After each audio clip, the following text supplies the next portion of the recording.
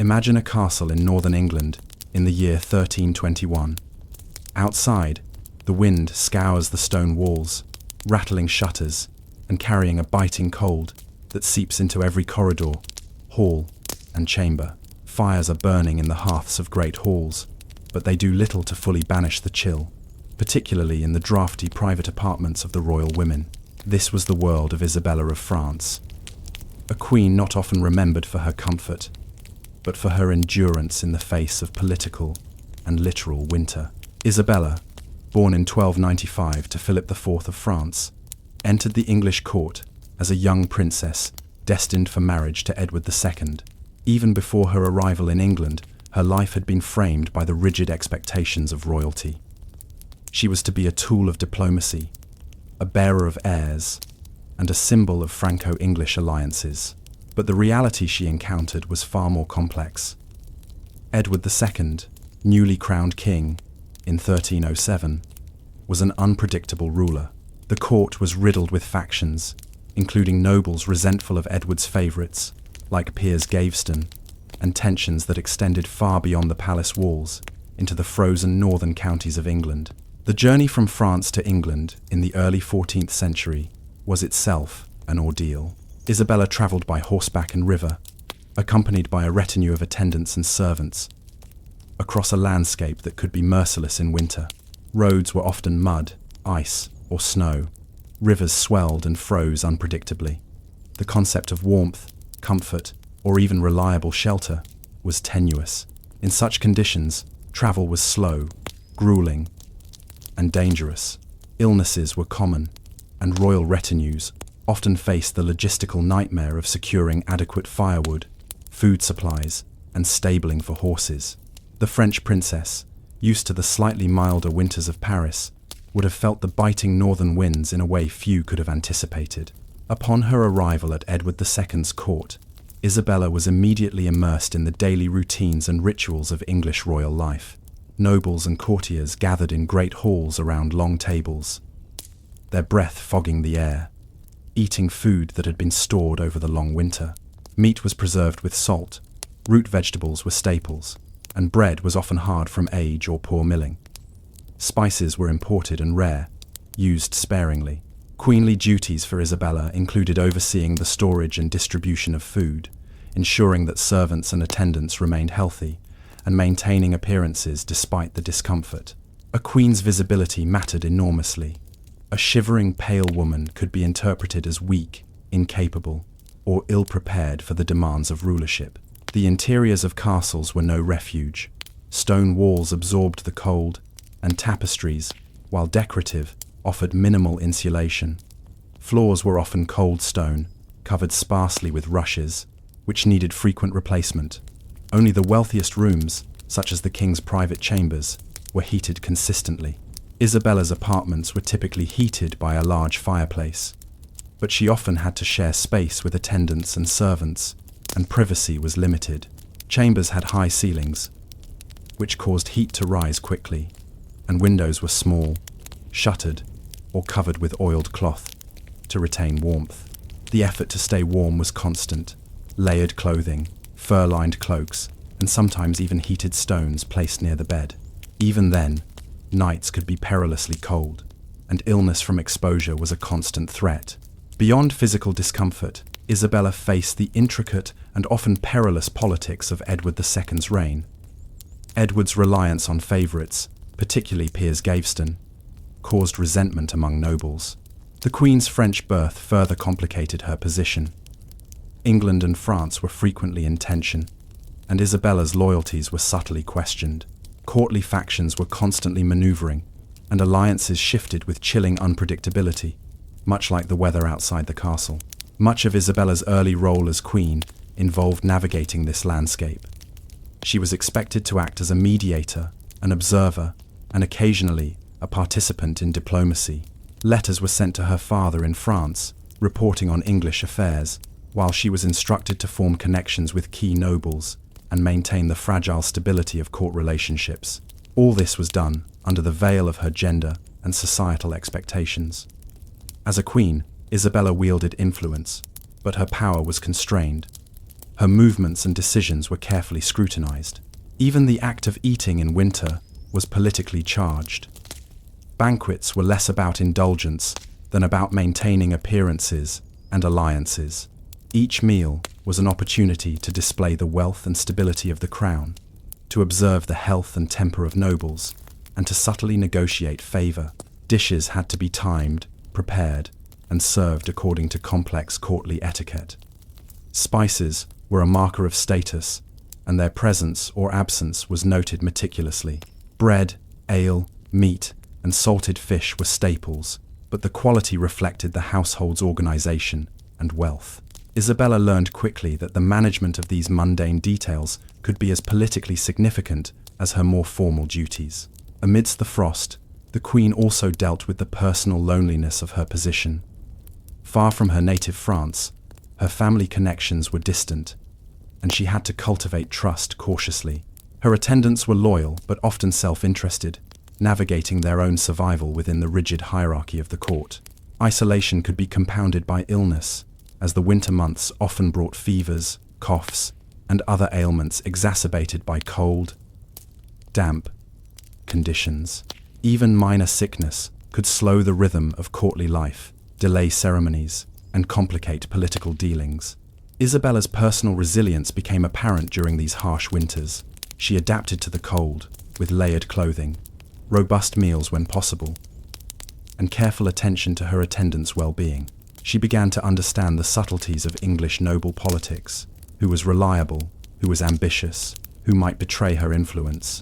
Her ability to endure both the physical chill and the subtle cruelties of court intrigue would later define her role in English history. At the same time, Isabella's position as queen meant that she could subtly influence the direction of political events, even while constrained. Observing Edward's weaknesses, the frustrations of the nobles, and the vulnerabilities of court structures, she quietly began to learn the art of leverage and negotiation. It is worth noting that much of her work was invisible. Letters carried across frost-covered roads, whispered advice to allies, the careful management of domestic spaces to ensure continuity in the king's absence or illness. These details, seemingly mundane, were vital to survival in the cold, intricate web of English royal politics. Yet even as Isabella acclimated, uncertainty remained.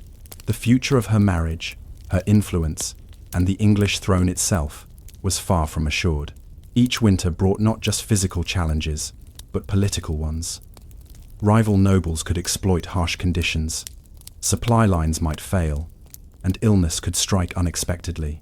Isabella's endurance was continually tested, and the strategies she adopted for survival, both practical and political, would set the stage for events that historians remember as a dramatic but inevitable unfolding of power struggles. As you consider the quiet resilience of Isabella navigating the frozen corridors of Edward II's court, one question lingers. How much of her later political audacity, including actions that would shock her contemporaries, was born not from ambition alone, but from the slow, painstaking education in endurance and observation that the bitter winters of northern England imposed on her? By the mid-1322s, Isabella had been Queen of England for nearly 2 decades. Though her early years at court remained vivid in memory, an endless succession of cold halls, frostbitten mornings, and fragile alliances tested by circumstance, the quiet endurance she had cultivated as a young princess had not only prepared her for survival, but for subtle influence, often exercised in ways unseen by the king or his favorites. Yet winter, both literal and political, continued to shape her existence. Each season brought new challenges: frozen rivers delaying messages, snow-covered roads hindering travel to estates, and damp, draughty castles that threatened the health of both servants and nobles. Winter life in a royal court was more than discomfort.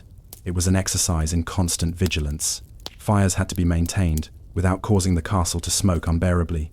Wood had to be chopped, stored, and rationed carefully, and servants' health monitored closely. Isabella understood that a sick household could quickly become a political liability. Nobles visiting court might be delayed by storms or exposed to cold that weakened them, which could affect negotiations, alliances, or even perceptions of the Queen's competence. Maintaining a court in full operation through the harsh months required attention to every minute detail, from ensuring adequate blankets for the king to checking that food stores were rotated before spoilage. Isabella's relationship with Edward II remained tense during these years. Edward, often distracted by personal indulgences or preoccupied with the favors he bestowed on his companions, left Isabella to navigate the court largely on her own. She was observant of the king's moods, noting when he was susceptible to influence and when he was prone to rash decisions. This careful observation became a survival mechanism. She kept meticulous accounts, ensured that ceremonial obligations were fulfilled, and maintained connections with both French and English allies. The Queen's skill was in making her presence indispensable without appearing overbearing, a delicate balance that was crucial for survival in the volatile court climate. The infamous figure of Piers Gaveston loomed large during this period. Favoured by Edward, Gaveston enjoyed privileges that many nobles found unbearable, leading to resentment that boiled quietly during winter months when nobles were confined to the halls and chambers of castles. Isabella, witnessing this tension firsthand, learned to navigate between loyalty to her husband and awareness of the dangers posed by his favoritism. She could not openly confront Edward or his companion, but she exercised influence subtly, advocating for balance in household management, suggesting social arrangements that placated nobles, and using her French connections to remind Edward that his actions had international consequences. Winter also magnified the importance of succession. Isabella had borne multiple children, including the future Edward III, yet securing their futures remained a constant preoccupation. During harsh winters, the Queen's role as caretaker became intertwined with political necessity. Children were susceptible to illness, fevers, respiratory infections, and outbreaks of smallpox or measles could sweep through royal households. She oversaw their care with scrupulous attention, ensuring that heating, diet, and sanitation were managed as best as the period allowed. Even minor failures in this regard could be interpreted as negligence, threatening both her reputation and the stability of the dynasty. Beyond domestic management, Isabella began to develop a more subtle, strategic understanding of England's political landscape. Letters to her father and other French nobles were carefully composed, sometimes expressing concern for her husband's decisions, other times emphasizing the loyalty and competence of key English allies. The winter months, when courts were relatively immobile due to weather, provided her with the rare opportunity for reflection and planning.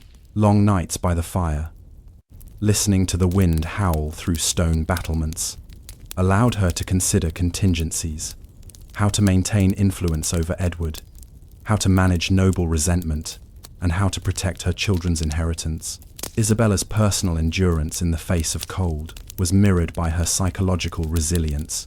Frost-laden corridors and freezing chamber floors demanded practical adaptation, but the emotional toll was equally significant. Isolation from her French family and uncertainty about her husband's favor created a persistent undercurrent of anxiety. Yet she managed to channel these pressures into observation and strategic thinking. She cultivated alliances with key courtiers, often women who understood the subtle power of domestic influence, and ensured that household management reflected her authority.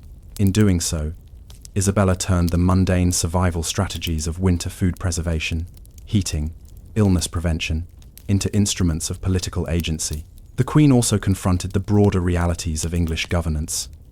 Edward II's reign was marked by tension with powerful barons, disputes over land, and the constant threat of rebellion.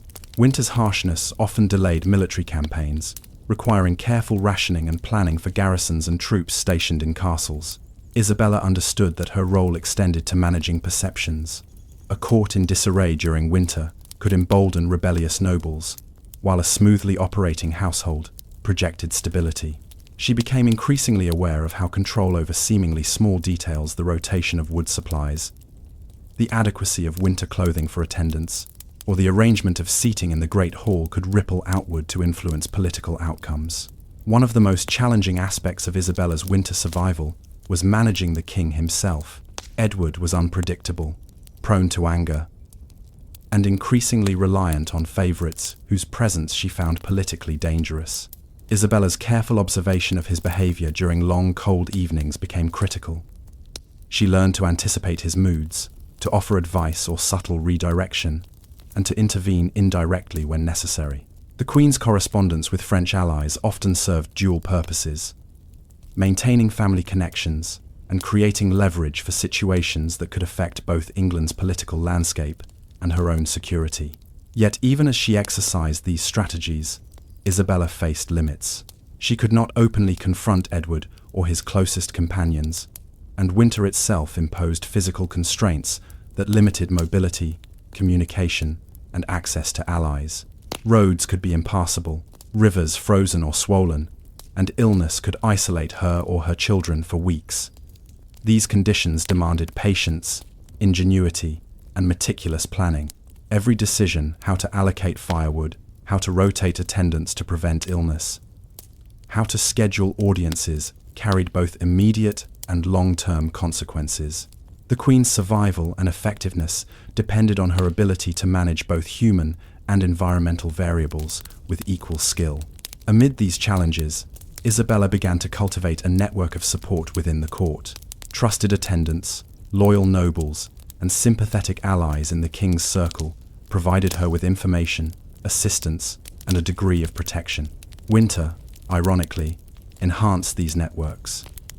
The constraints of travel meant that reliable courtiers became more valuable, and the Queen's ability to maintain a functional household under harsh conditions reinforced her authority. Observers noted her composure and efficiency, though few understood the full extent of the calculated strategies that sustained her. By the late 1322, the pressure on Isabella had intensified. Edward's favourites were increasingly resented, barons were restless, and the Queen's role as mother and mediator had become ever more critical. Her survival strategies, both practical and political, had honed her skill in observation, patience, and influence. Yet questions remained about how far she could go without provoking the king's wrath or destabilizing the court. The long winters, both literal and figurative, had taught her endurance, but also patience, subtlety, and the value of quiet leverage. As she considered the challenges ahead, Isabella may have realized that survival was not enough. If she wished to protect her children, assert influence, and safeguard the kingdom, she would need to take increasingly bold actions. The lessons learned during countless frostbitten winters, managing both the physical environment and human ambitions, prepared her for choices that would later shock contemporaries and historians alike. And so, the question remains: when a queen's endurance is tested, not just by winter winds, but by political storms, how much longer can subtle influence suffice before decisive action becomes inevitable? By the early 1322, Isabella of France had endured nearly 2 decades in the frostbitten halls of England's royal courts, navigating both the bitter winters and the treacherous currents of court politics. Her experience, born of constant observation, careful calculation, and patient endurance, had honed her into a queen capable of more than mere survival. The long, cold months of northern England had taught her the value of preparation, subtle influence, and the quiet power of networks within the court. But these strategies, so effective in keeping her household functional and maintaining appearances, could no longer suffice in the face of Edward II's increasingly erratic rule and the escalating unrest among his nobles. Edward's favouritism toward figures like Piers Gaveston and later Hugh Despencer the Younger had alienated key barons. The crown, fragile under this strain, struggled to maintain authority in both England and the contested territories of Wales and Scotland. Isabella, attuned to the dangers these tensions posed, recognised that winter's endurance alone could not secure her children's inheritance or the stability of the realm. Each frozen corridor she had traversed, every frost-laden chamber where she had observed nobles and attendants alike, had given her insight into human ambition, loyalty, and vulnerability. These lessons coalesced into a realization: decisive action was necessary. The turning point came during the late 1322. Isabella's son, the future Edward III, was now of age to be recognized as the legitimate heir. but the king's reliance on the Despensers threatened to marginalize the queen's influence entirely. Political maneuvering intensified as barons prepared to resist the Despensers' consolidation of power, and Isabella's connections in France became crucial.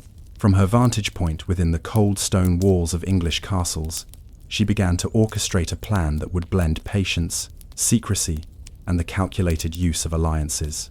Winter remained a key element in these plans. The frozen landscape, which had so often hindered travel, now offered cover for the Queen's clandestine activities. Communications with French nobles were carried under the guise of routine correspondence about estates or court affairs. But in reality, they conveyed intelligence, coordinated alliances, and requested material and financial support. Isabella's ability to endure winter hardships had transformed into strategic advantage. She could travel discreetly when roads were passable, and she understood the timing and necessity of moving quickly in cold months when attention was elsewhere. The culmination of Isabella's strategy came with her decision to leave England temporarily for France in 1325, a journey that mirrored her early childhood. Crossing from Paris to England, but now laden with purpose rather than ceremonial obligation. She arrived in France, ostensibly to negotiate matters of dowry and political alliances, yet her true intent was to secure support for the removal of the Despensers and, if necessary, to press her claim on the English throne for the sake of her children. The winters she had endured, with their frost-bitten corridors, harsh nights, and frozen rivers, had prepared her for the rigors of this journey.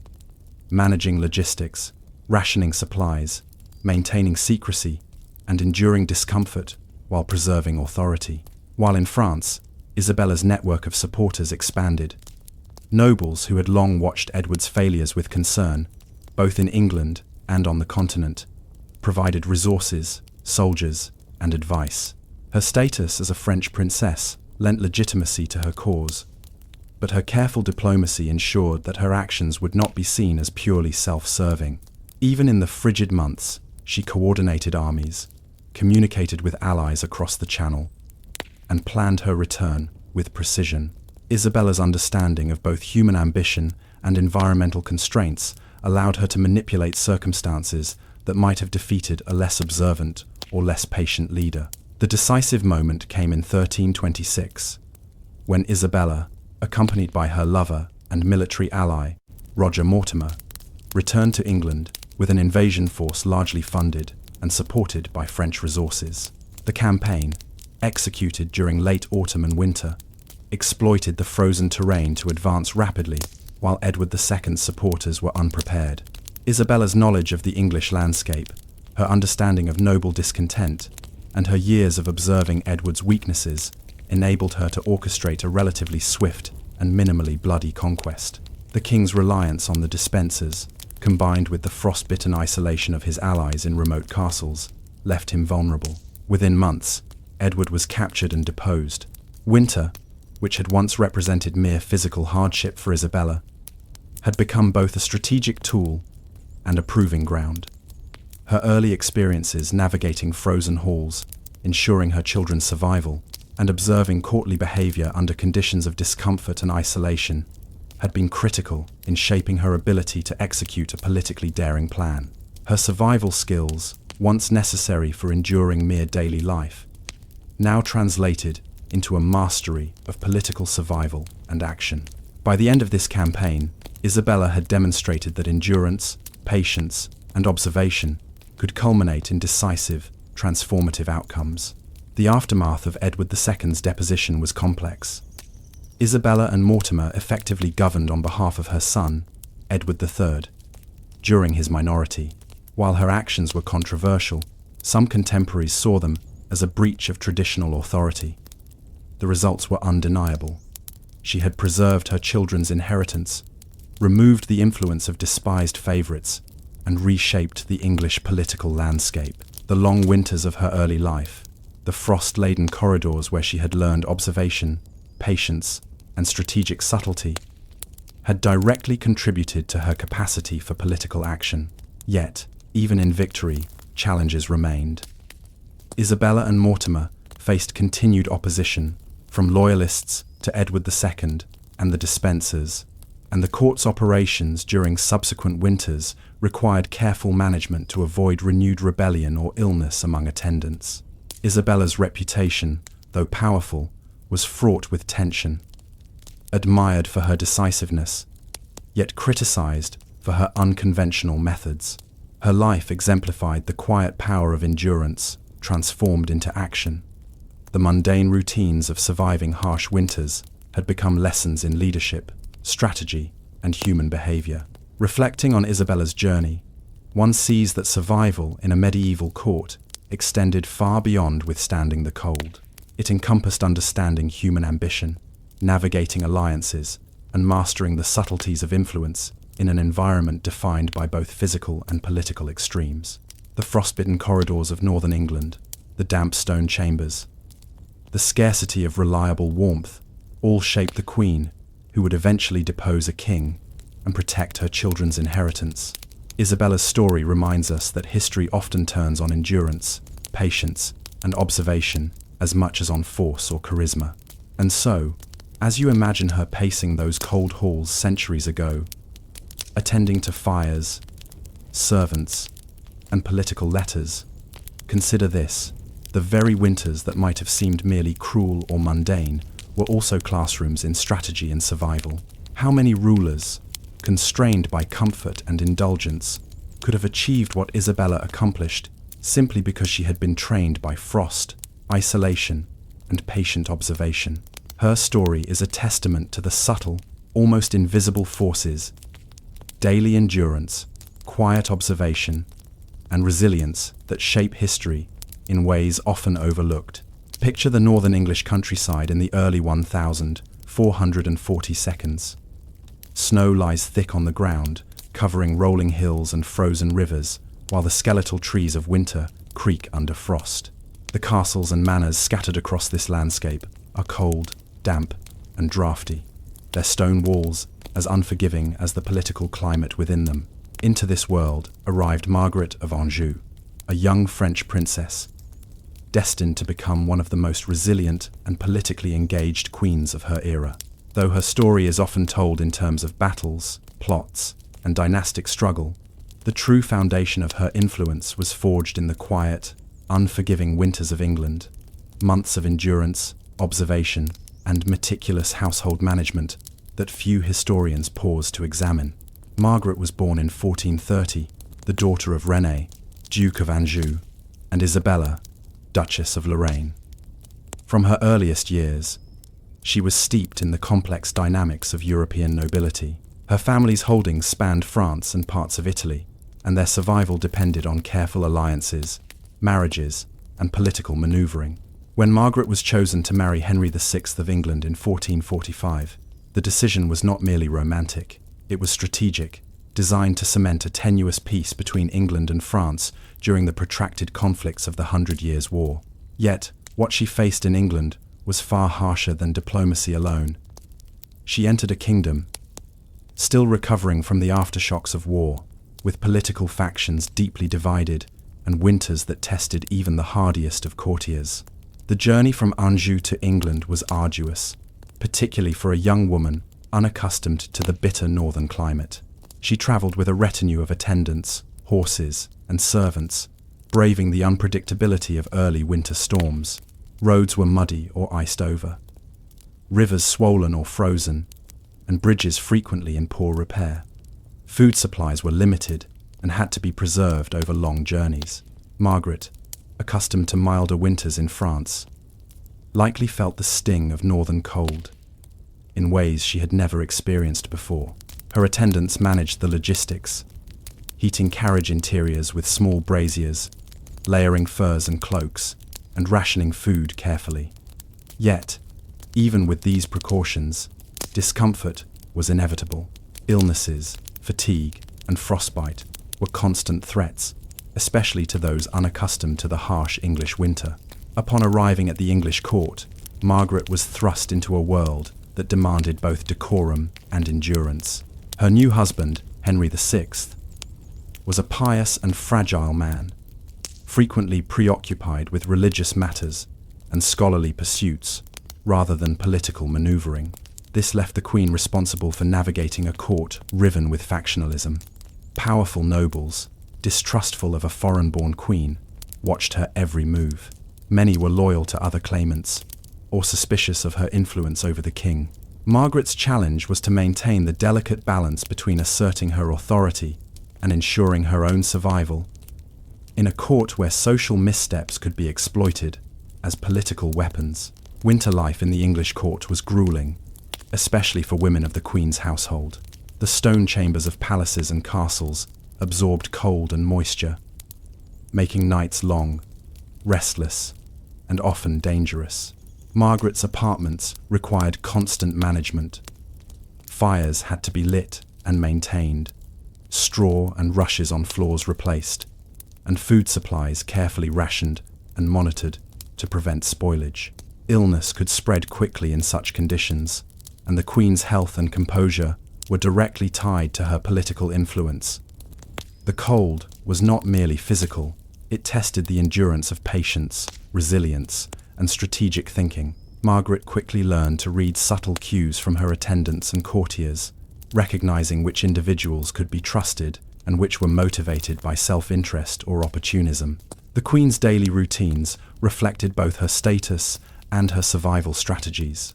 Mornings often began before dawn, with the care of her personal attendants, checking on household provisions, and preparing letters and communications for allies, both within England and abroad.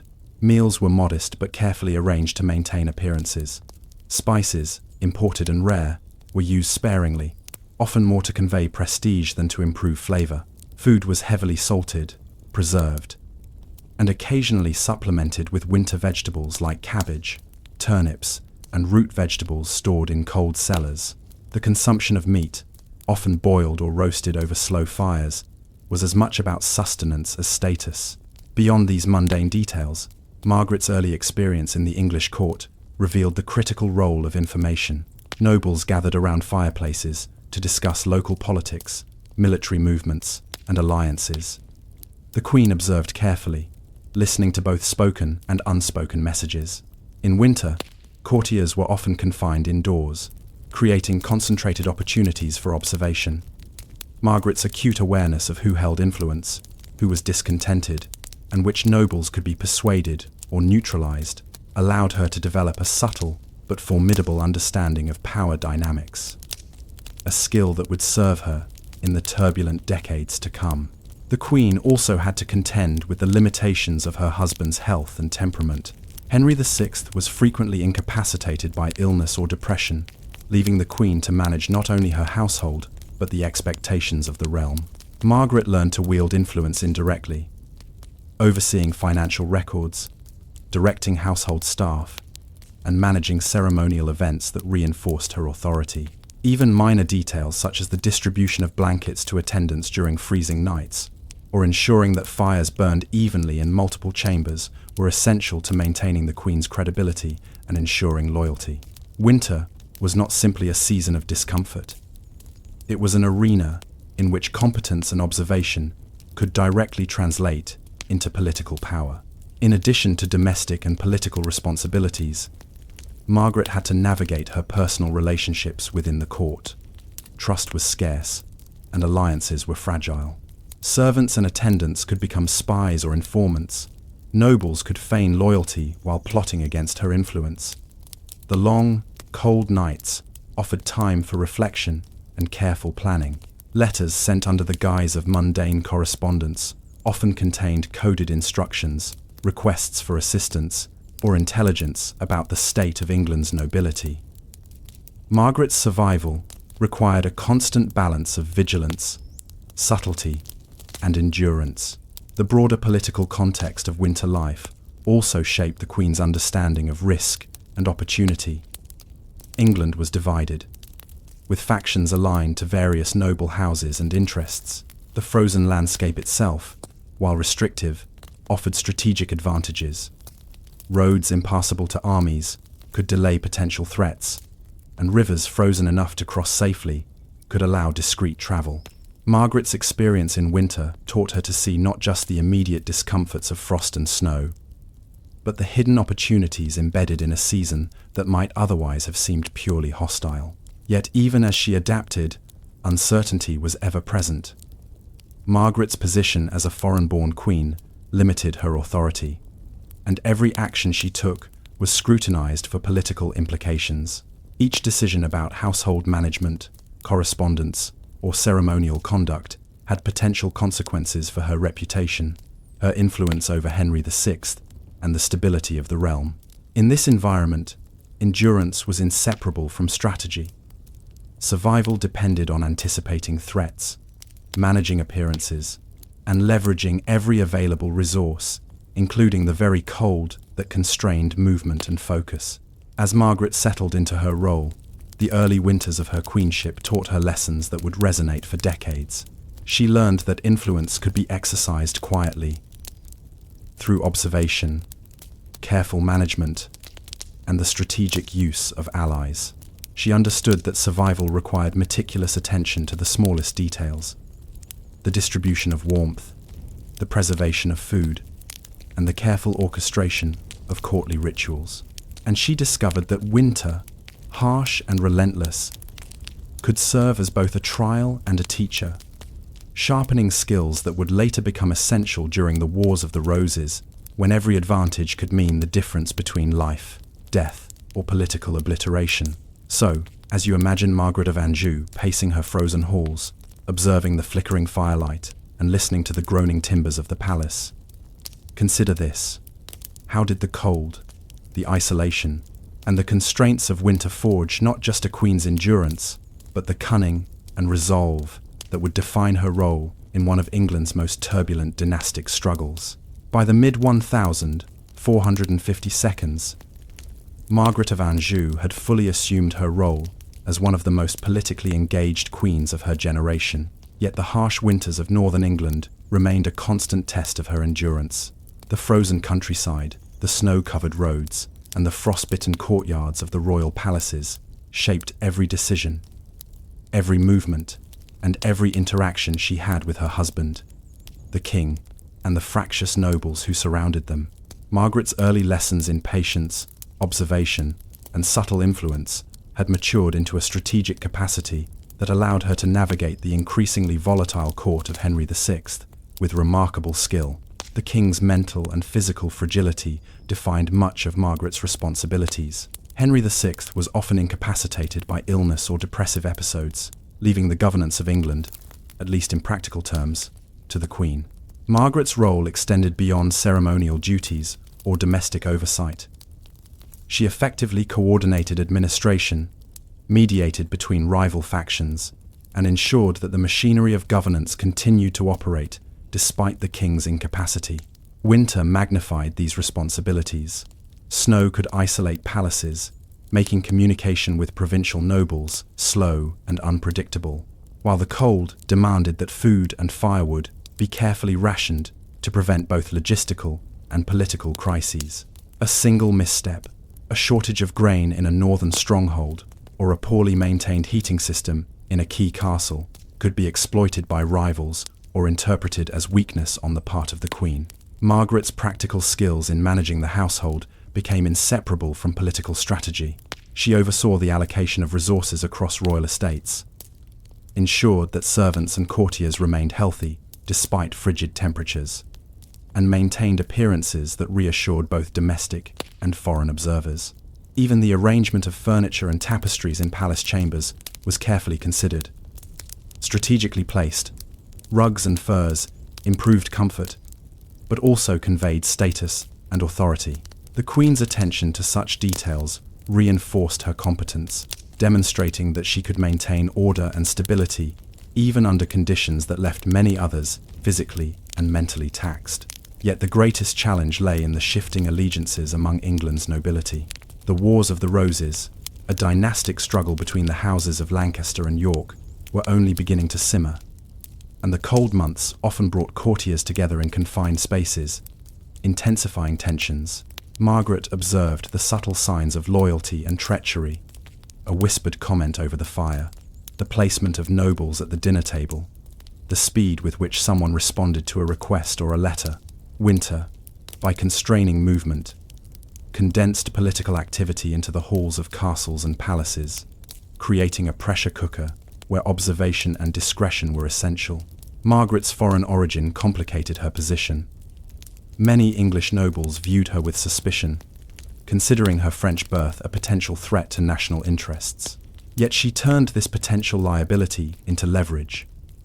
By maintaining correspondence with French allies, she could secure resources, intelligence, and military support without appearing to act overtly against her husband or English customs. During winters, when roads were frozen and rivers impassable, these letters and envoys became lifelines, bridging the physical barriers imposed by the season.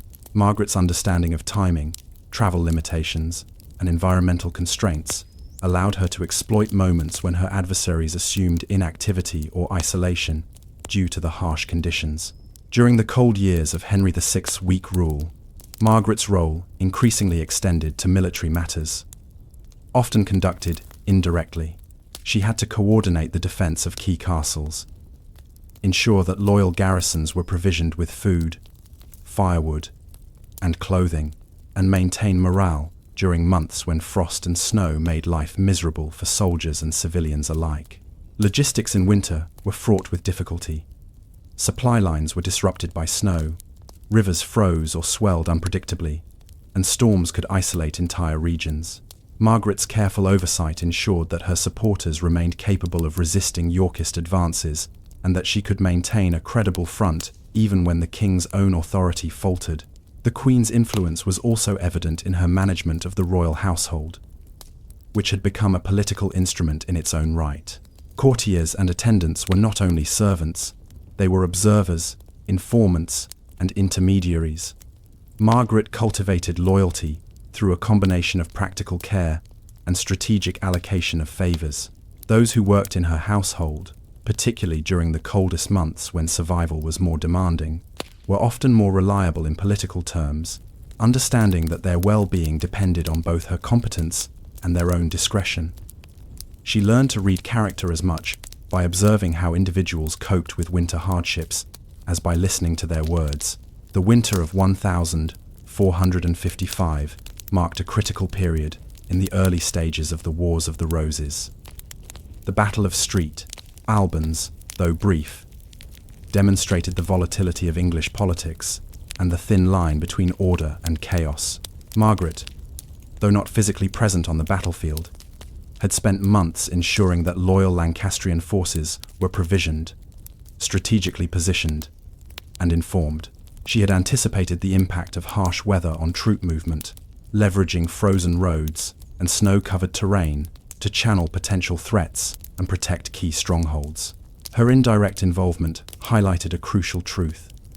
The survival and success of a political faction often depended as much on management, logistics, and observation as on direct combat.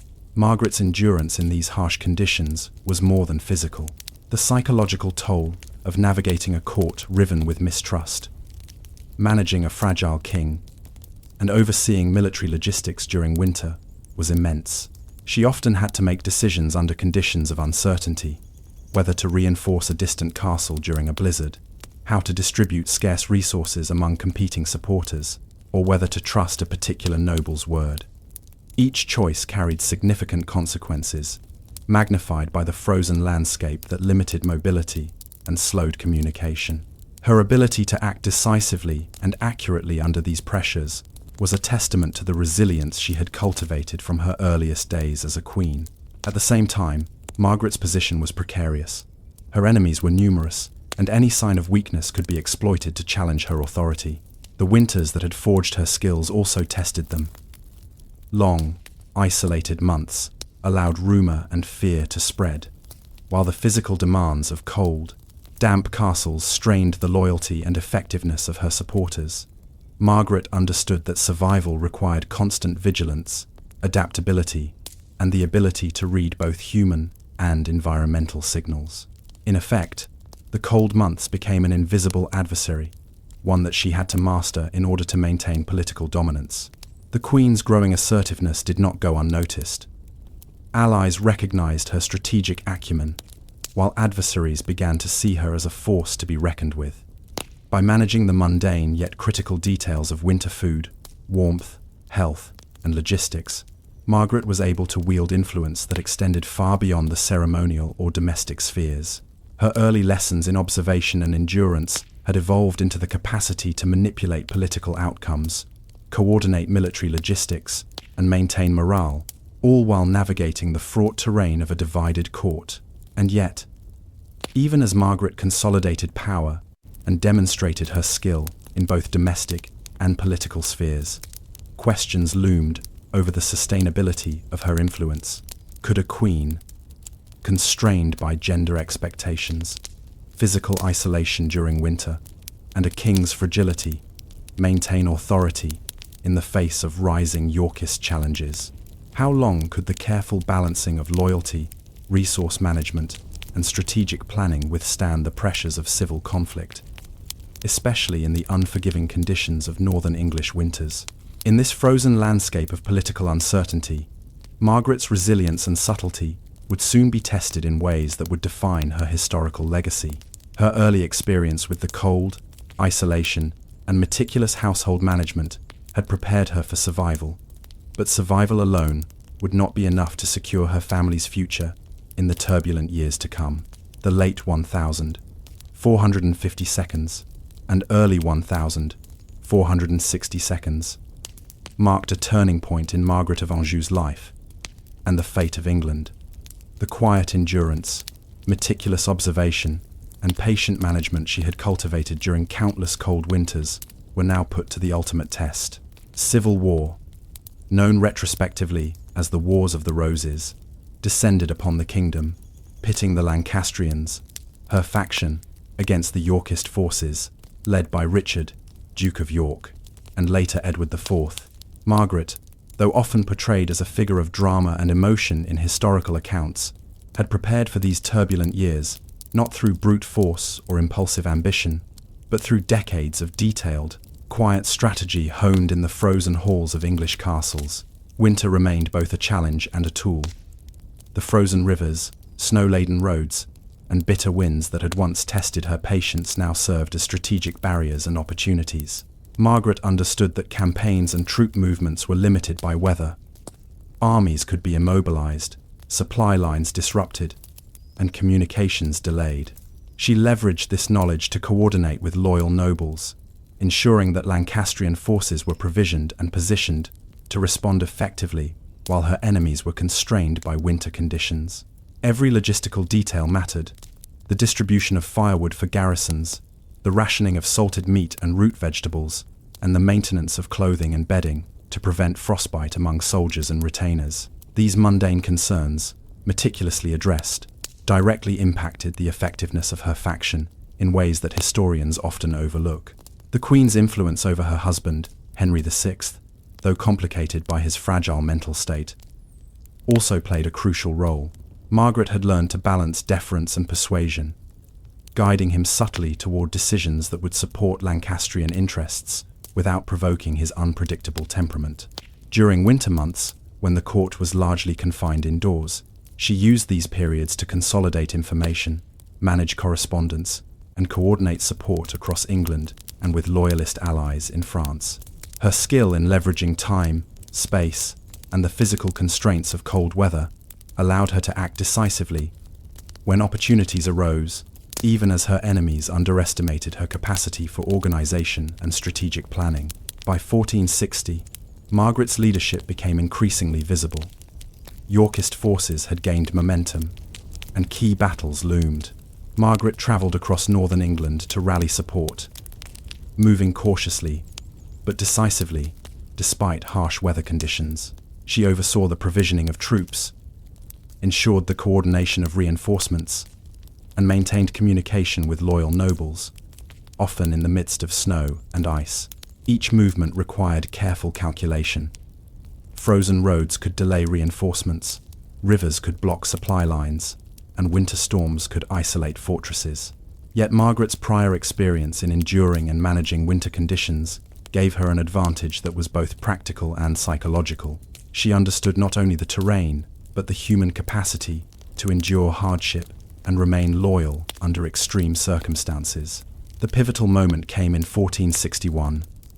The Battle of Towton, fought in a freezing blizzard, remains one of the bloodiest engagements of the Wars of the Roses. Though Margaret did not personally wield a sword on the battlefield, her preparation and coordination had direct consequences. Lancastrian forces, though ultimately overwhelmed, were provisioned, strategically deployed, and able to sustain operations longer than they might have otherwise. Margaret's understanding of logistics, timing, and morale lessons learned during countless winters of managing households, palaces, and estates translated into tangible influence over the outcome of the battle and the survival of key Lancastrian leaders, including her husband and son. Following the Yorkist victory, Margaret faced exile, first in Scotland and later in France. Yet even in these harsh circumstances, she demonstrated the resilience shaped by years of enduring cold, isolation, and political scrutiny. In France, she leveraged her family connections to gather support for renewed Lancastrian campaigns, organizing troops, securing funding, and coordinating strategic alliances. Her ability to maintain focus, discipline, and control under adverse conditions, qualities honed through the mundane but rigorous demands of winter life, proved essential in sustaining the Lancastrian cause over the next several years. Margaret's winters in England, once experienced as challenges of survival and domestic management, had in effect trained her for this extraordinary role. She had learned to anticipate human behavior, to balance subtle influence with decisive action, and to leverage environmental conditions to strategic advantage.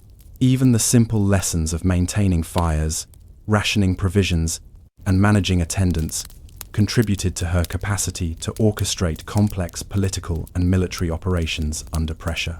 Margaret's endurance, cultivated through long months of frost, snow, and isolation, became the foundation of her historical legacy. Yet Margaret's story also underscores the limitations of endurance alone. Despite her skill, intelligence, and determination, she could not permanently secure the throne for her family.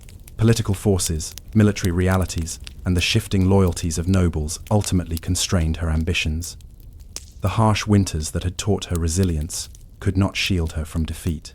Nevertheless, her capacity to act decisively, to coordinate under pressure, and to endure hardship left an indelible mark on English history. She was remembered not merely as a queen consort or a mother, but as a figure whose strength was forged in the quiet, often overlooked details of survival. Margaret's legacy is thus inseparable from the environment in which she operated. Her influence and effectiveness were shaped as much by the frozen corridors of northern castles and the logistical challenges of winter as by formal titles or public appearances.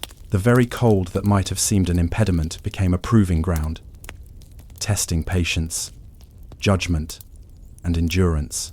The discipline, foresight, and resilience cultivated in those winters allowed her to play a central role in one of the most turbulent periods of English history.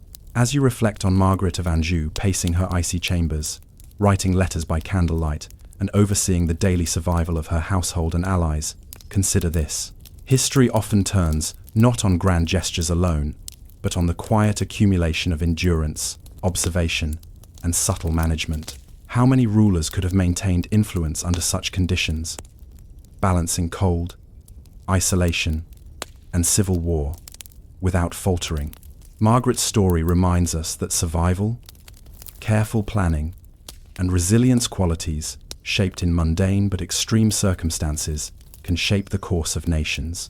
Imagine northern France in the early 13th century, a landscape of rolling plains and dense forests blanketed in snow, rivers partially frozen, and the wind carrying the bitter bite of winter through towns and castles alike.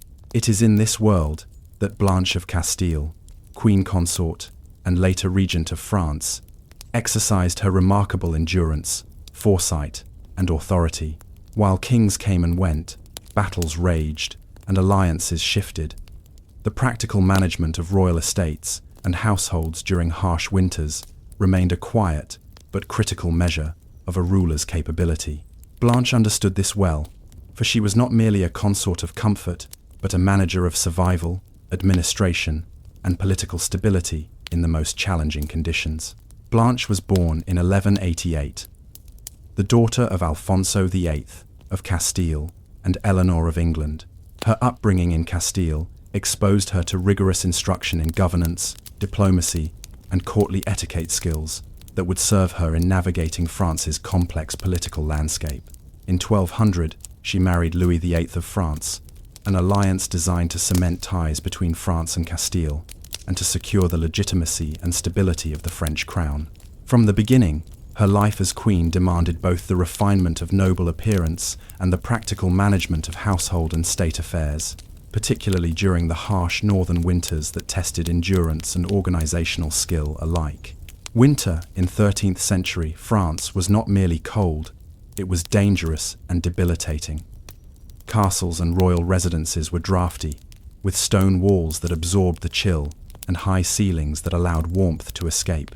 Fires were essential, but required constant attention. Fuel had to be chopped, stored, and rationed to avoid depletion during long months, while the logistics of heating multiple chambers and halls strained even the most organized household. Food preservation was another pressing concern. Root vegetables, salted meat, dried grains, and imported spices were staples. But supply chains were precarious, often interrupted by snow or ice. A single miscalculation could lead to famine, illness, or unrest among the royal household and surrounding estates. Blanche quickly learned that her authority depended as much on managing these practicalities as on ceremonial duties. The Queen's daily routine during winter was exhaustive. She would rise before dawn, overseeing attendants and servants, ensuring that kitchens, storerooms, and quarters were organized, and reviewing correspondence from estates across France. Letters from provincial governors, local nobles, and allies provided critical information about the availability of provisions, the status of fortifications, and the loyalty of key figures. Blanche's skill lay in synthesizing this information, anticipating potential problems, and issuing orders that balanced immediate survival needs with long-term political strategy. Even the smallest detail, the placement of a brazier in a chamber, the rationing of wine, or the rotation of guards in freezing conditions, carried weight in maintaining the stability of the realm. Blanche's role extended far beyond household management. She understood that winter also constrained military and political activity, creating both risks and opportunities. Armies were slowed or immobilized by snow, rivers froze unpredictably, and noble messengers were delayed or incapacitated. Blanche leveraged these conditions to maintain control over rebellious territories, ensure loyalty among barons, and manage succession planning for her children. She became adept at using the physical realities of winter to her advantage, coordinating responses to crises in ways that minimized direct confrontation while maximizing political effect. One of the most critical aspects of Blanche's winter management involved her family, particularly her children. Her son, the future Louis IX, was recognized as heir, but political turbulence made his position precarious. Blanche took responsibility for his education, supervision, and protection, ensuring that even in the coldest, harshest months, he received instruction, sustenance, and care. The health and safety of the heir were inseparable from the stability of the kingdom. A sick or vulnerable child could embolden rivals and undermine royal authority. Blanche's ability to maintain control over both domestic and political spheres became a hallmark of her queenship. Winter also amplified the subtle dynamics of courtly life, which Blanche navigated with precision. Nobles, constrained by snow and cold, spent extended periods in royal palaces and estates, creating opportunities for both observation and tension. The Queen learned to read the smallest gestures, words, and movements. Who arrived late to a council meeting, whose greetings seemed insincere, and which attendants struggled under winter hardships. These observations were invaluable in determining loyalty, assessing risk, and identifying potential allies or adversaries. In essence, the long winters functioned as a concentrated laboratory for human behavior, where patience, endurance, and acute observation were essential skills for governance. The Queen's influence was exercised quietly but effectively. She maintained correspondence with foreign allies, managed estates, and supervised the complex logistics of court life, all while ensuring that appearances of authority and dignity were upheld. Her decisions regarding food distribution, firewood management, and household organization were not merely domestic, they were politically charged acts, signaling competence, projecting strength, and fostering loyalty. Blanche understood that a well-managed household in winter reflected directly on the crown's capacity to govern, maintain order, and withstand crises. Yet the challenges were relentless. Winter brought not only cold and logistical difficulty, but also disease, scarcity, and the threat of rebellion. Snow-blocked roads could isolate castles, leaving them vulnerable. Frost-damaged crops threatened food security, and illness could incapacitate attendants or noble allies. Blanche's strategy was one of meticulous oversight, proactive management, and continuous observation. She ensured that supplies were rotated to prevent spoilage, fires were maintained throughout the household, and key nobles were kept engaged and loyal through careful negotiation and the distribution of favors. Every small act of foresight contributed to survival and ultimately the preservation of royal authority. Blanche's endurance during these winters shaped her approach to governance more broadly. Her patience, attention to detail, and ability to operate under constrained circumstances became invaluable when Louis VIII's sudden death in 1226 left her as regent for her young son. She had been trained, in effect, by the long winters. She knew how to manage scarcity, oversee personnel, anticipate problems, and exercise authority, subtly but decisively.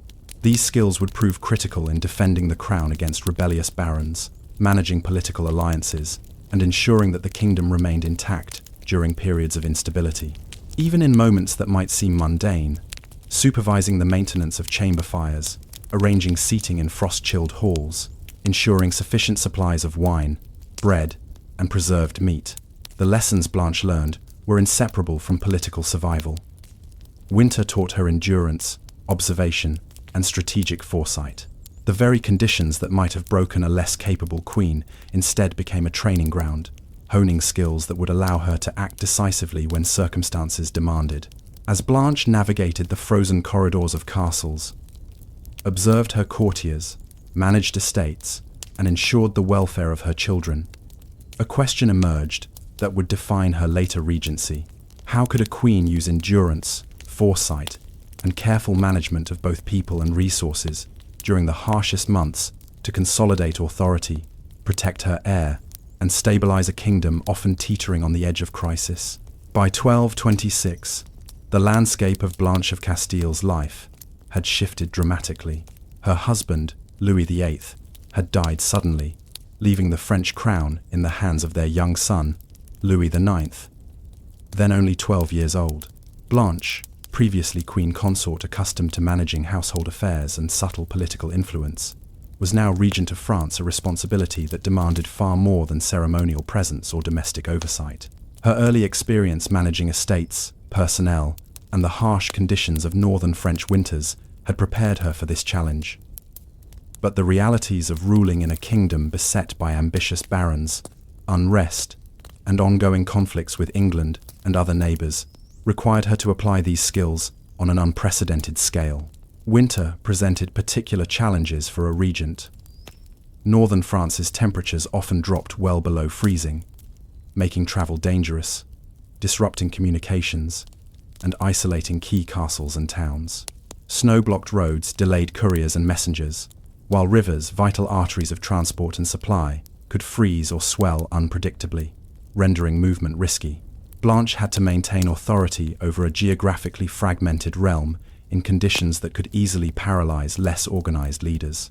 Her prior attention to detail, the rotation of firewood in royal chambers, the management of food stores, the oversight of servants and courtiers, now translated into governance, ensuring that provincial officials were capable, informed, and loyal even when separated from Paris by stormy weather or frozen terrain.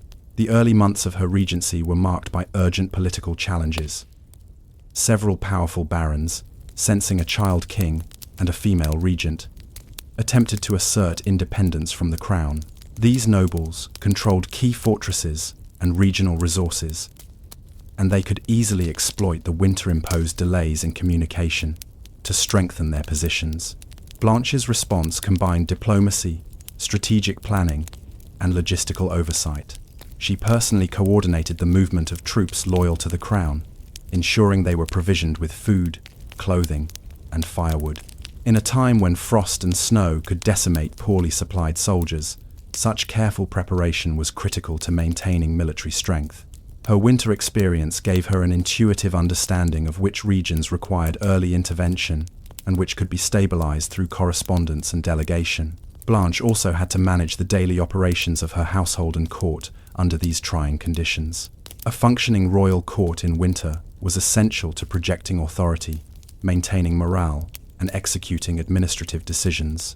Fires had to be kept burning across multiple halls, kitchens organized to feed hundreds, and attendants supervised to prevent illness or negligence. Food supplies, particularly salted meats, grains, and preserved vegetables, required careful monitoring to prevent spoilage during long periods of cold storage. These tasks, while mundane, were politically significant. A queen who failed to provide warmth, sustenance, or order risked appearing weak, a perception that could embolden rebellious barons and undermine loyalty among officials. Blanche's meticulous management reflected both practicality and political acumen. Beyond the household, Blanche was a master of observation and subtle influence. Winters confined nobles to palaces, increasing opportunities to assess character and loyalty. The Queen Regent listened carefully during council meetings, noting who hesitated, who deferred to others, and who seemed preoccupied with personal agendas. By reading these cues, she could anticipate challenges, forge alliances, and neutralize threats before they escalated. This keen perception of human behavior, honed over years of observing courtiers during cold, isolating months, became a defining feature of her regency. Blanche understood that political power was exercised not only through force, but through foresight, diplomacy, and careful management of people and resources. The challenges of winter extended beyond the palace walls. Crop failures, disrupted trade, and outbreaks of illness threatened the kingdom's stability.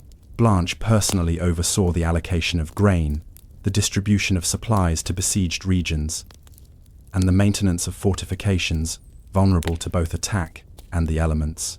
She understood that effective winter management was inseparable from political survival. By ensuring that towns, castles, and garrisons remained functional despite snow and cold, she reinforced the crown's authority and safeguarded her young son's position as king. Blanche's winter strategies also included careful attention to ceremonial and symbolic acts. Maintaining appearances of authority was critical for legitimacy, particularly for a female regent in a male-dominated society. She ensured that court rituals continued uninterrupted, that religious observances were observed, and that her presence in public and private events conveyed stability and competence. Even in the coldest months, when travel and attendance were difficult, Blanche's careful orchestration of appearances reinforced her political influence and reminded both allies and rivals that the crown remained functional under her guidance. Amid these practical and symbolic efforts, Blanche faced ongoing threats from the English crown. The 100 Years' War had already created long-standing tension between England and France, and the minority of Louis IX emboldened rivals. Blanche coordinated diplomatic communications, managed negotiations, and maintained alliances with both domestic and foreign nobles. Winter conditions complicated these efforts, requiring careful timing of correspondence, cautious travel, and contingency planning. Her success depended on foresight, patience, and the disciplined application of the skills she had refined during years of observing and surviving winter life. Throughout these challenges, Blanche demonstrated resilience that was remarkable not merely for a queen, but for any medieval ruler facing fragmented authority, harsh winters, and a child king. Her ability to integrate household management, logistics, observation, and political strategy reflected an understanding that survival and governance were inseparable. The frozen corridors and frostbitten chambers of her earlier life had prepared her for this task, teaching endurance, patience, and the subtle exercise of influence. Winter, once a physical trial, became a training ground for leadership, yet questions remained about the limits of her influence. Could Blanche, constrained by the societal expectations of a woman in power, the fragility of her son's position, and the unpredictable winter conditions across northern France, maintain authority over a kingdom where rebellion, foreign threat, and logistical difficulty were ever present? How long could careful management, foresight, and endurance suffice when political opposition was determined and persistent, and the hardships of winter exacerbated every challenge? Blanche's early regency set the stage for the next decisive phase of her leadership. By demonstrating competence, resilience, and strategic foresight during the harsh winters of France, she secured not only the survival of her young son, but also the stability of the crown during a period of intense vulnerability. The lessons of frost, frozen roads, and long nights spent observing courtiers would guide her in the turbulent years ahead, when political crises would demand even more daring, ingenuity, and endurance. By the late 1222, Blanche of Castile's regency was entering its most critical phase. The death of Louis VIII had left the young Louis IX as king, and the stability of the French crown depended entirely on Blanche's ability to navigate a kingdom rife with ambition, rebellion, and the harsh constraints of winter. The frozen roads, snow-laden rivers, and bitter winds of northern France were not mere inconveniences. They shaped the pace of governance, dictated the movement of troops, and influenced the morale of both soldiers and subjects. Blanche understood that authority in this environment required far more than formal title. It demanded endurance, foresight, and unyielding management of both people and resources. Her first challenge was asserting control over rebellious barons. Powerful regional lords, skeptical of a child king and a female regent, had begun to resist royal authority, seizing fortresses and challenging the crown's claims to taxation and justice. Blanche responded with a combination of diplomacy, logistical oversight, and strategic military action. Winter conditions complicated every campaign. Armies moved slowly through snowbound roads, rivers could freeze or swell unpredictably, and supplies were difficult to transport. Yet Blanche's experience in managing estates and royal households during harsh winters had prepared her to oversee the careful provisioning of loyal troops, the coordination of garrisons, and the planning of sieges or negotiations with precision. She understood that survival and success depended on detailed preparation as much as on martial strength. Blanche's attention to logistics was meticulous. She personally ensured that castles under loyalist control were stocked with food, firewood, and winter clothing, anticipating the impact of prolonged cold on both morale and operational effectiveness. She coordinated the timing of reinforcements, arranged for secure supply lines, and maintained communication with regional nobles, despite snow-blocked routes. Even the placement of fires within chambers, the rotation of guards, and the distribution of preserved provisions were carefully managed to sustain both human and political endurance. In effect, Blanche's mastery of winter conditions became a force multiplier for her political authority. Beyond logistics, Blanche exercised profound strategic insight.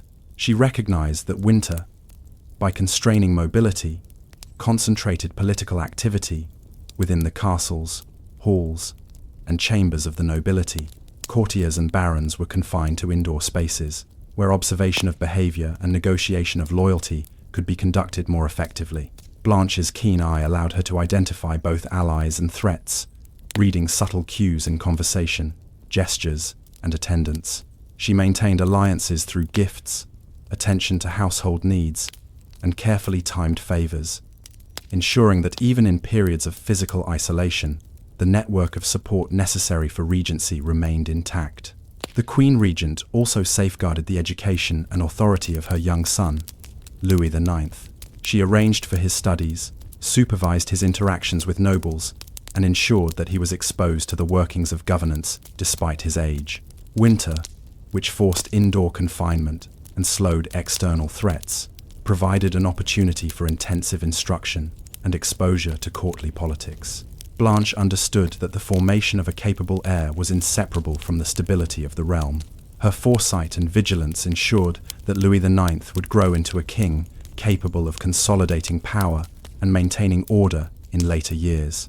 Military and diplomatic challenges continued to test her endurance. Rebellious barons occasionally mobilized forces, and foreign powers monitored the kingdom's fragility. Blanche coordinated defensive strategies, arranged reinforcements, and used winter conditions strategically, understanding that snow, ice, and cold could delay opponents, limit their mobility, and provide windows for negotiation or intervention. Her experience with cold, frost, and logistical constraints, once a matter of household survival, now translated into decisive political and military advantage.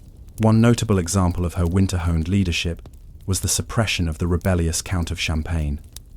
Blanche personally oversaw the coordination of loyalist forces, ensuring that provisions reached the necessary garrisons and that reinforcements were timed to exploit frozen rivers and snow-laden roads that slowed the rebels' movements. By combining diplomacy with careful logistical planning, she forced the Count to submit without unnecessary bloodshed, reinforcing both her authority and the stability of the crown.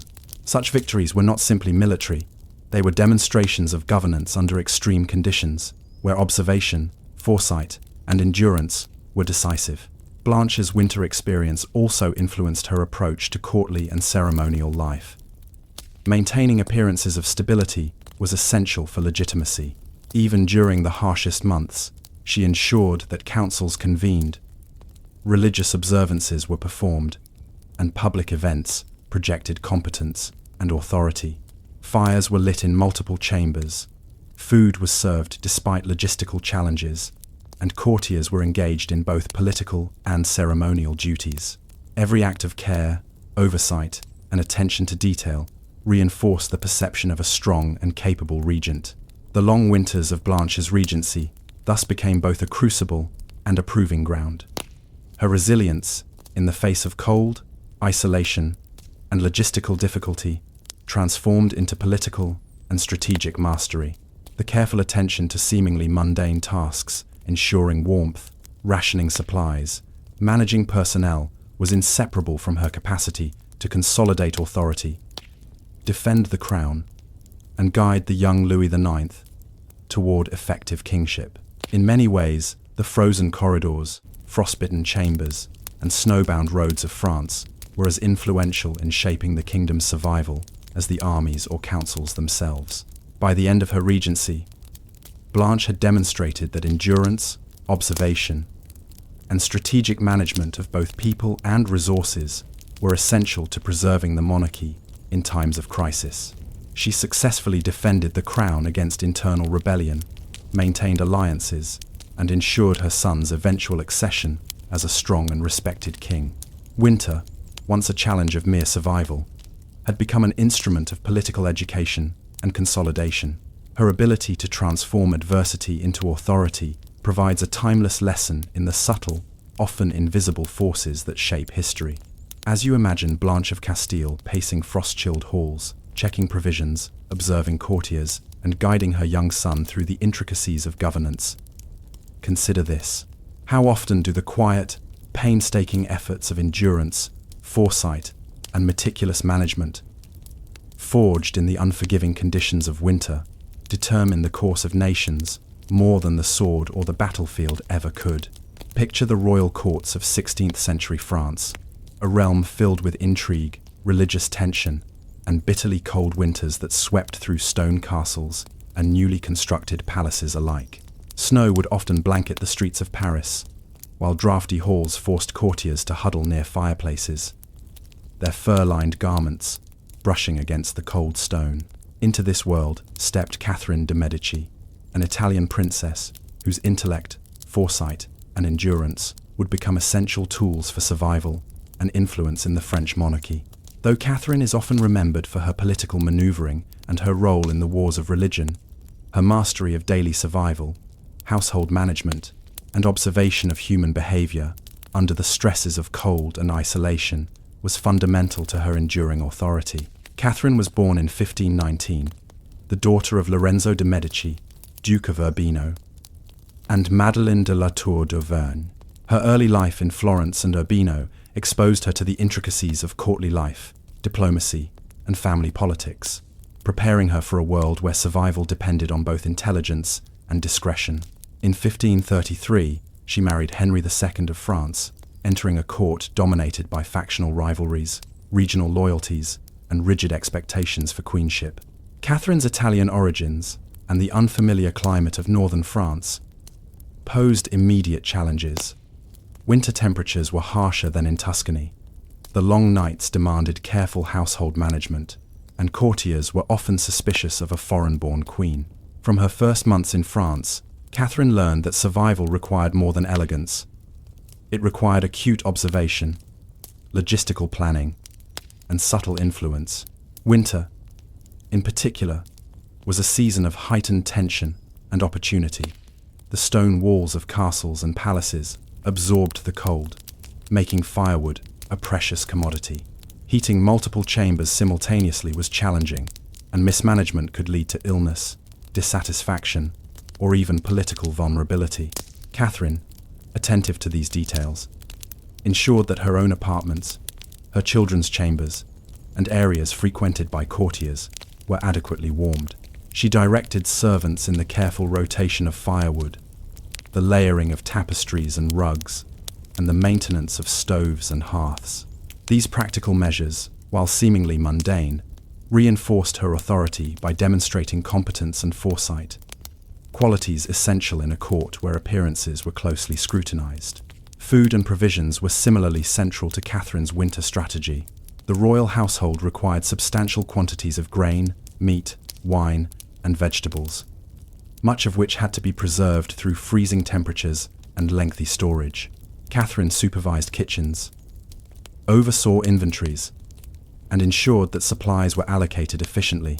Even small lapses, a shortage of bread for attendants or spoiled wine, could undermine confidence in her ability to manage the court effectively.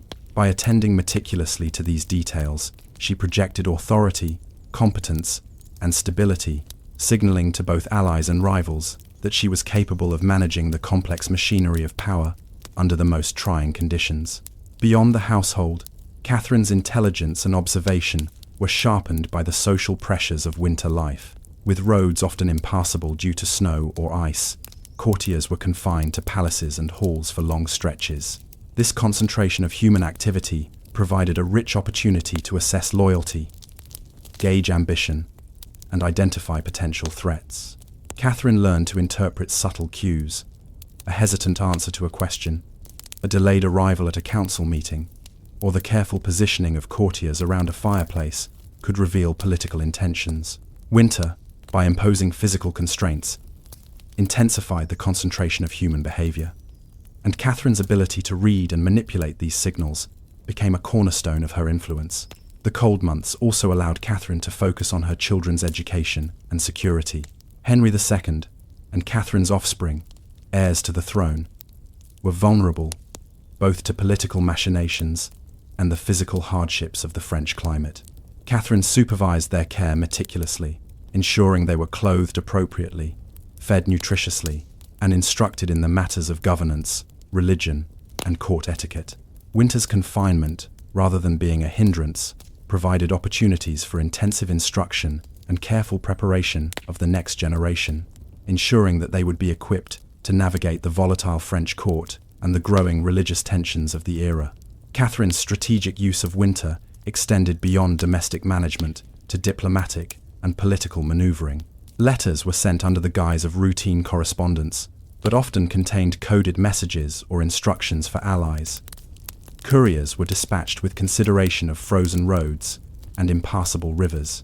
The Queen's foresight in anticipating delays and obstacles imposed by winter conditions allowed her to maintain connections across France and with foreign powers, ensuring that political operations continued even when travel and communication were restricted. The cold, in effect, became both a constraint and a tool. one that Catherine learned to exploit in service of her political aims. Even ceremonial duties during winter were carefully managed to reinforce authority. Court festivals, religious observances, and public appearances were orchestrated to project stability and competence, despite the discomforts imposed by the season. Fires were arranged to maintain warmth, attendants coordinated to serve and display loyalty, and Catherine's presence ensured that all rituals were performed with precision. These seemingly mundane tasks carried significant weight, signaling to both domestic and foreign observers that the French crown remained powerful and effective, even in months of frost and snow. Yet winter's challenges were not purely physical. The political climate of France during Catherine's early queenship was fraught with religious tension, factional rivalry, and courtly intrigue. The Huguenots and Catholics were beginning to polarize society, and Catherine had to navigate delicate alliances while maintaining her own authority. Long, confined winter months intensified these pressures. Courtiers confined indoors could plot, discuss grievances, or test loyalty. Catherine's ability to observe, anticipate, and intervene subtly became crucial to managing the growing instability. Her skill in reading human behavior, honed through years of observing household staff, courtiers, and regional representatives, allowed her to maintain a careful balance of influence, authority, and diplomacy. By the end of her early winters in France, Catherine's survival strategies, endurance, observation, meticulous household management, and subtle manipulation of human behavior had become inseparable from her political identity.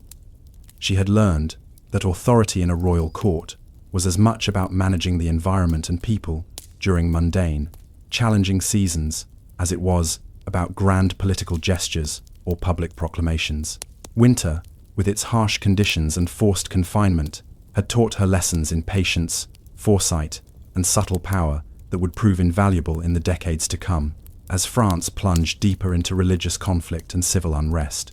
As you picture Catherine moving through frost-laden halls, checking on her children, supervising servants, and observing courtiers clustered around fireplaces, consider this: how much of a ruler's effectiveness is forged not on the battlefield or in council chambers, but in the quiet, deliberate mastery of survival, observation, and control in the coldest, most unforgiving months.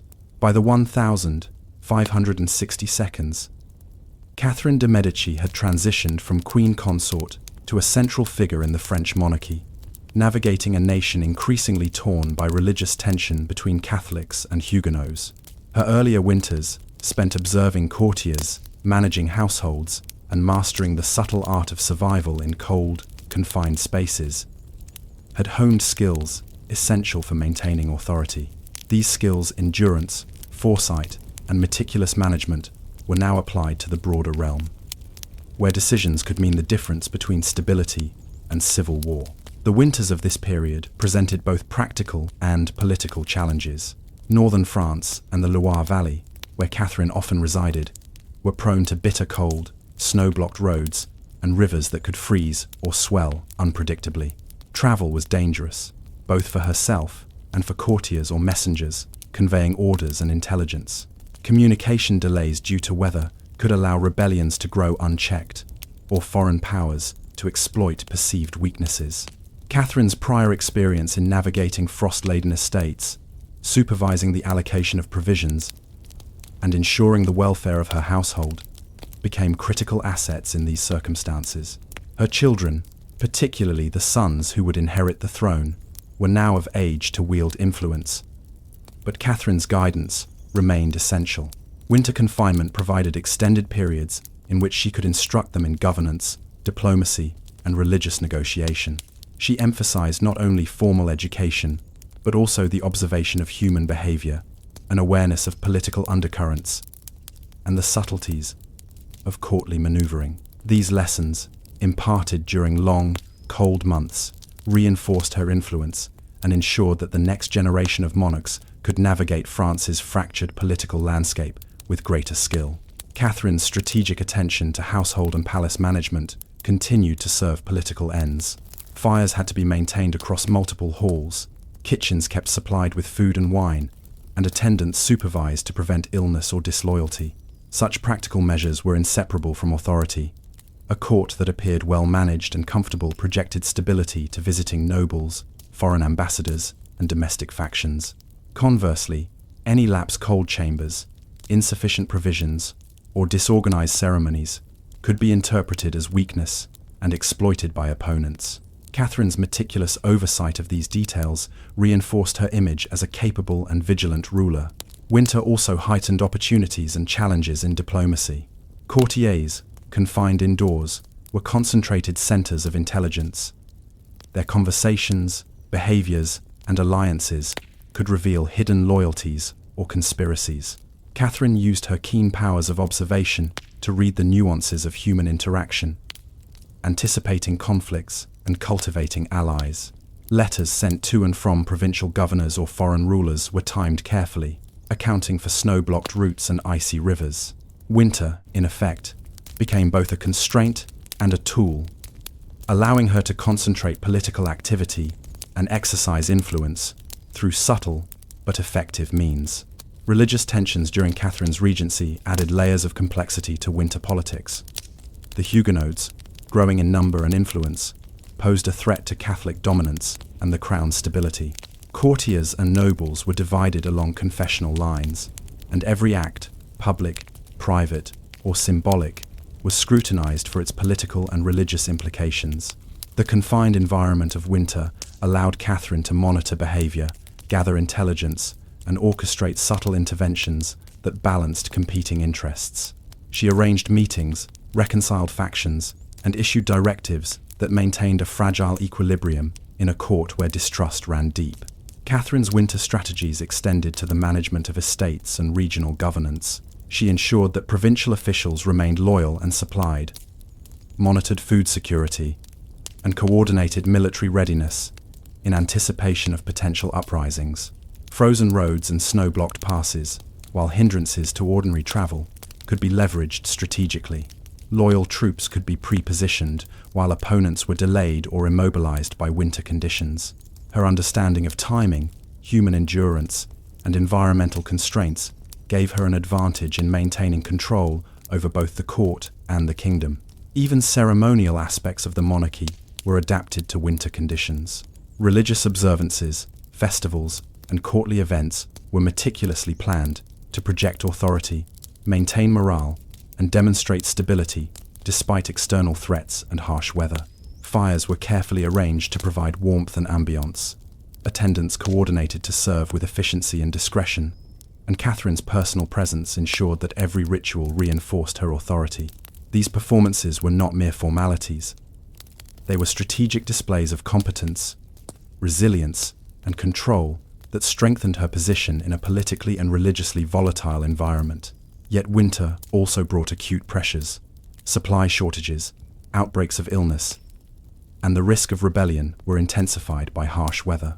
Courtiers, confined for long periods, could grow restless or conspiratorial. Communication delays could magnify misunderstandings, and any lapse in attention could allow crises to escalate rapidly. Catherine's ability to integrate household management, observation, and political strategy allowed her to navigate these challenges with remarkable effectiveness. The skills she had honed in quieter, earlier winters now functioned on a larger scale, affecting the stability of the monarchy and the survival of her family. As the wars of religion intensified, Catherine's winter-honed resilience became a defining feature of her leadership. She coordinated the distribution of supplies to loyalist forces, oversaw the care of her children and heirs, maintained alliances with nobles and foreign powers, and orchestrated subtle interventions to prevent outright collapse of royal authority. Every logistical decision, every careful observation of courtiers, and every strategic use of winter's constraints contributed to her capacity to maintain influence during periods of extreme political and social stress. By the mid-1560s, Catherine had demonstrated that her endurance, foresight, and meticulous attention to detail were inseparable from her political power. Winter, once a mere test of comfort and household management, had become a crucible for her skills as a regent and strategist. She had learned that survival, observation, and subtle control over both people and resources were as crucial to effective rulership as military prowess or formal authority. And yet, the question remained: could Catherine, navigating bitter winters, religious strife, and a divided nobility, maintain her influence in a kingdom increasingly on the edge of civil war? How would her carefully cultivated skills in endurance, foresight, and subtle manipulation withstand the escalating pressures of France's internal conflicts? And what sacrifices would be required to preserve both her family and the monarchy itself? By the late 1562 and early 1570, Catherine de' Medici's endurance, foresight, and strategic skill were fully tested as France descended into the violent chaos of the wars of religion. The bitter winters, drafty palaces, and snowbound roads that had shaped her earlier survival instincts now became arenas in which her political acumen was exercised at the highest stakes. Every decision, from the management of supplies to subtle diplomatic interventions, carried consequences for the survival of her family, the authority of the crown, and the stability of a fractured kingdom. Catherine's primary challenge was navigating the increasingly polarized court. Huguenot and Catholic factions were deeply entrenched, and the confined winter months intensified tensions. Courtiers, forced to remain indoors, plotted and debated, their loyalties constantly shifting. Catherine's skills of observation, honed over decades of managing winter households and observing human behavior, allowed her to identify potential threats and opportunities with precision. A raised eyebrow during council meetings, a delayed response to correspondence, or even the placement of attendants near fireplaces could signal the intentions of a noble or the inclinations of a faction. In this environment, perception was as critical as action, and Catherine mastered both. The logistical challenges of winter became inseparable from political strategy. France's roads were often impassable, rivers froze or swelled unpredictably, and extreme weather threatened both communication and supply chains. Catherine oversaw the provisioning of her children, the royal household, and loyalist forces, ensuring that winter hardships did not weaken the monarchy. She coordinated the distribution of grain and firewood, managed the rotation of garrisons, and maintained morale in both the court and provincial strongholds. Her meticulous attention to such practical details ensured that even in months of frost and snow, loyal nobles and soldiers remained capable and committed. One of the most infamous examples of Catherine's winter-era strategies was the orchestration of the Street Bartholomew's Day massacre in 1572. While often remembered for its brutality, the events surrounding it also demonstrate Catherine's ability to leverage constrained circumstances, confined spaces, and the anticipation of human behavior. Courtiers and Huguenot leaders gathered in Paris, many unaware of the full scope of Catherine's plans. Winter, which limited movement and concentrated individuals in the city, allowed her to orchestrate interventions with precision. Her understanding of logistics, timing, and human psychology ensured that she could act decisively, controlling the sequence of events in a way that would have been far more difficult in warmer, more mobile months. Even amidst violence and unrest, Catherine's focus on household management and courtly discipline remained central to her strategy. Fires continued to burn in multiple halls. Kitchens operated efficiently despite logistical strain, and attendants and courtiers were supervised closely to prevent illness or unrest. These measures, while mundane, reinforced the image of a stable and competent monarchy. Catherine understood that appearances mattered as much as actions. A well-managed household during the harshest months projected authority, even as the kingdom's political landscape fractured outside the palace walls. Catherine's winter experience also informed her diplomatic efforts. Letters, envoys, and communications were timed carefully, taking into account the impassable roads and unpredictable weather. Her negotiations with foreign powers and internal factions were conducted with acute awareness of timing and perception, ensuring that alliances were maintained and rebellions contained. Winter, which might have been a hindrance to less experienced rulers, became a strategic advantage in the hands of Catherine, concentrating activity, limiting mobility, and allowing for precise manipulation of both people and events. Throughout these turbulent years, Catherine's resilience and foresight were evident in her management of her children and heirs. The kings and princes of France were not only political figures, but symbols whose survival was essential for maintaining legitimacy. Catherine ensured they were cared for, educated, and protected, even in harsh winter conditions and amidst civil unrest. The lessons she had learned in earlier winters, attention to detail, observation of human behavior, and meticulous planning, were applied on a scale that affected the entire kingdom. Her ability to combine domestic care with political strategy became a hallmark of her enduring influence.